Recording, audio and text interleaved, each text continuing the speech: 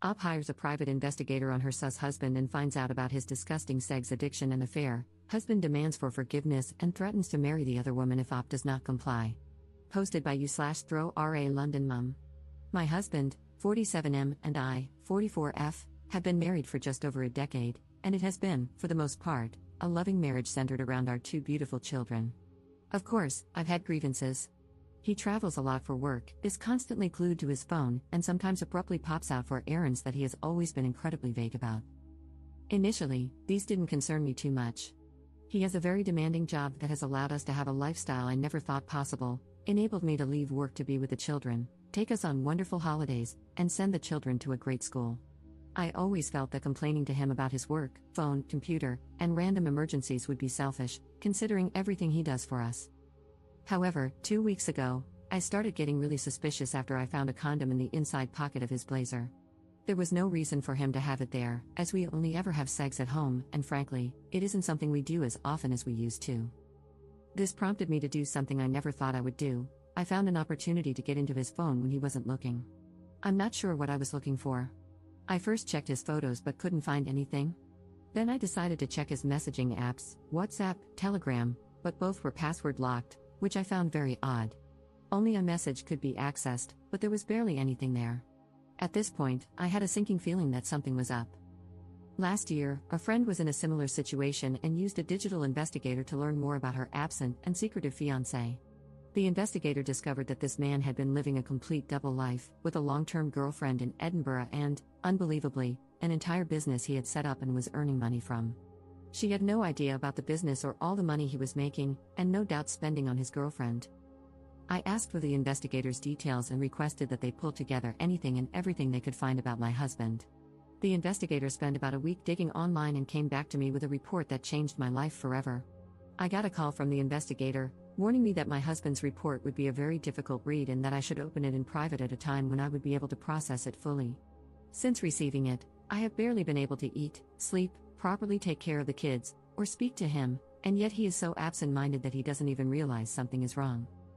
It turns out that my husband of over 10 years has been, 1. Having an affair with a woman 15 years his junior. 2. Financing this woman's lifestyle and her failed business venture.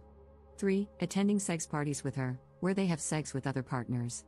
4. Posting in a revolting online sex forum, including pictures of his privates and details of his addiction to corn and escorts to his creepy online friends.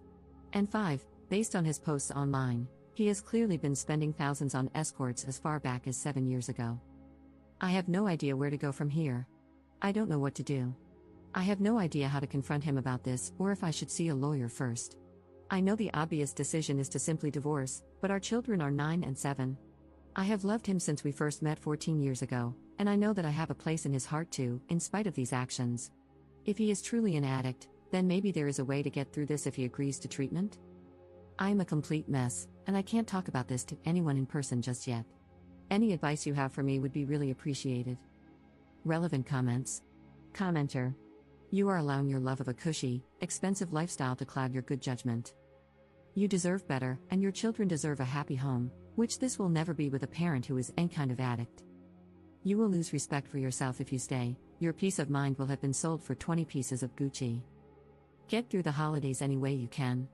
If your husband becomes suspicious, blame it on holiday stress. Give your kids one last nice holiday season. Right after the first of the year, call a few divorce attorneys and interview them. Bring the investigative reports. Hire the one with whom you click the best. Follow your attorney's advice to the letter. They're an expert, that's why you hired them. Don't listen to family, friends, or strangers on the internet. Get yourself into individual therapy to help you deal with the betrayal. Have your children see a child therapist to assess whether they need ongoing care. Be kind to yourself. You've only just found out about a massive betrayal. You didn't know, but now that you do, you're taking proactive steps to defend and care for yourself and your children. Your husband is on his own. He can get into therapy or not, it's not your problem, and don't take it on as one. Your plate will be plentiful with your business and that of your 2 children. Wishing you and your children a peaceful and joy-filled 2025 as you move together into a new life. Ops response. Thank you so much for this comment. This was one of the most useful ones I have gotten, and I truly took it to heart. I have yet to get into therapy, as I simply haven't had time for it yet, but I am planning to the moment things start to slow down a bit. Update 6 weeks later. This is an update to my original post from around a month ago. Firstly, I'd just like to thank almost every single one of you who has commented to offer me advice or messaged me privately. I took a lot of advice on board, especially from a legal standpoint, and this has proven to be of great benefit. I apologize for my long absence and lack of replies. I hope the update below explains it. I chose to wait until after New Year's as I did not want to rob the children of one last Christmas and New Year's holiday as a family. In the meantime, I researched solicitors and sought recommendations from trusted friends. Rather humiliatingly, after much urging on this website, I also scheduled and went through with an STI test. It was horrifically embarrassing, but I am relieved to say that it came back negative. I don't know how I could have coped if he had gotten me sick because of his revolting actions.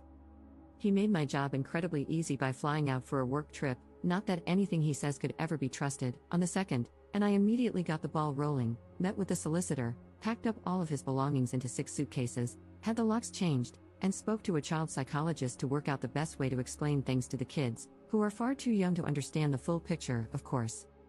Fast forward to a week later, and upon his return, I, having made sure the children were picked up by my mother after school, greeted him with a hallway full of suitcases and divorce papers.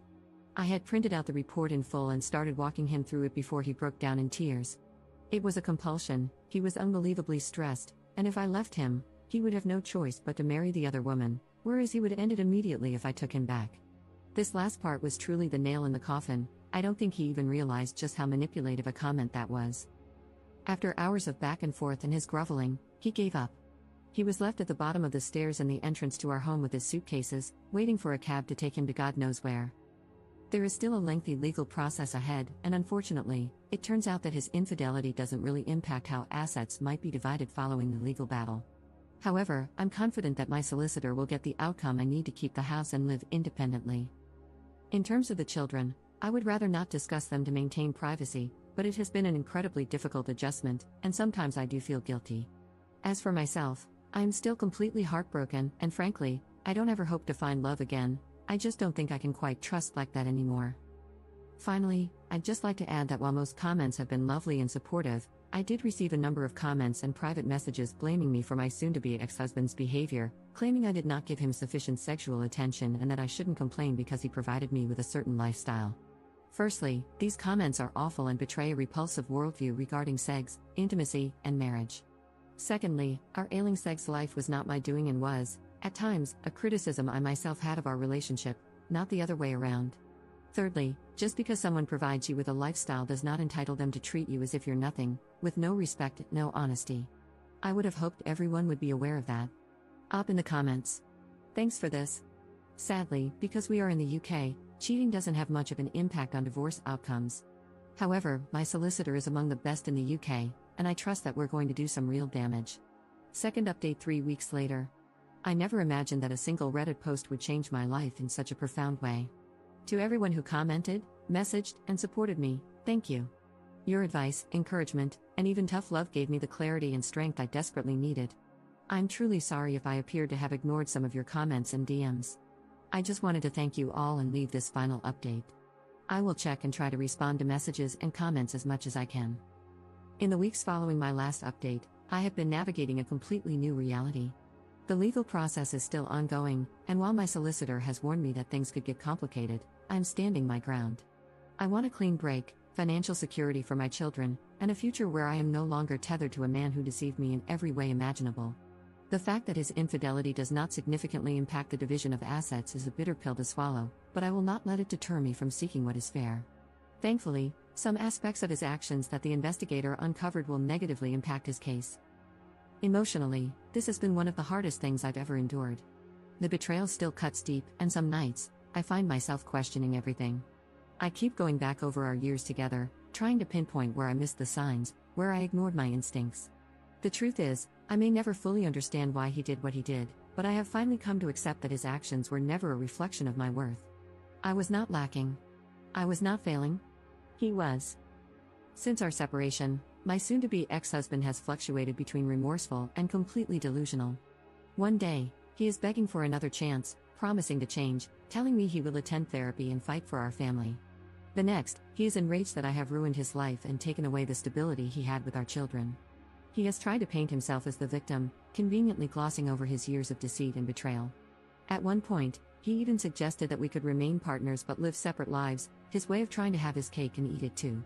The most frustrating part has been his argument that this was a mental health issue or an addiction issue. In reality, it is 100% an entitlement issue. I have a lot of supportive people on here to thank for making that very clear to me at a time when I was doubting this. The manipulation has been exhausting. He has reached out to mutual friends, attempting to garner sympathy and twist the narrative.